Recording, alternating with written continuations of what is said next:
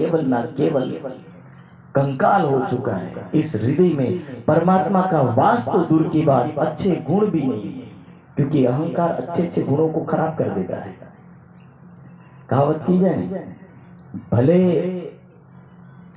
एक टोकरी नी अंदर के एक घोड़नी अंदर के एक नंग नी अंदर एक केळू खराब होय, टोकरी नी अंदर एक फल खराब होय, पण શું કહેવામાં આવે? આખી પેટી ખરાબ છે। જેમ કે એક ગામમાં 10 ચોર હોય ને તો લોકો શું કે ગમે તેવું, પણ આ ચોરોનું ગામ, નામ શું પડે? ચોરોનું ગામ।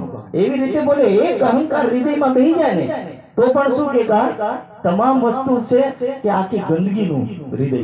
એટલે એ વસ્તુની વાણી સમજાવવા માંગે છે અને એ વાત અહીંયા કહે છે કે ના રખ રોજાના મર ભૂખા તસ્વી તોડ કિસ્સા ફેંક इश्क का झाड़ू लगाकर अपने दिल को सफा कर।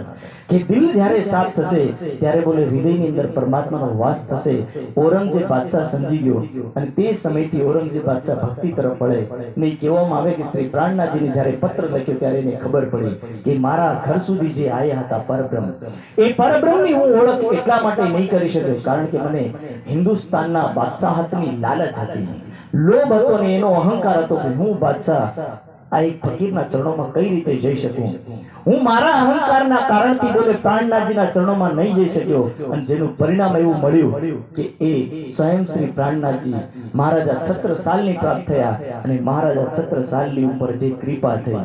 52 યુદ્ધ લડ્યા સાહેબ।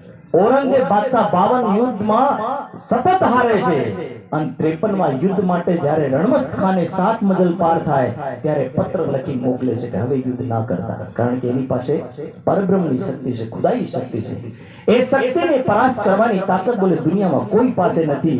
ભલે હું હિન્દુસ્તાનનો સમ્રાટ છું પણ એ તાકાત તો મારી પાસે નથી રહી, કારણ કે મારો અહંકાર મને નડ્યો અને એ અહંકારના કારણથી મારું પતન થયું। મારા 52 યુદ્ધ નિષ્ફળ ગયા। તમે વિચાર કરો, એટલે કે છે જોવે ખોવે જોશ બંદગી ખોવે ઓર સાહેબ की दोस्ती। औरंगजेबની એક ભૂલ औरंगजेबના પતનનું મુખ્ય કારણ બન્યું।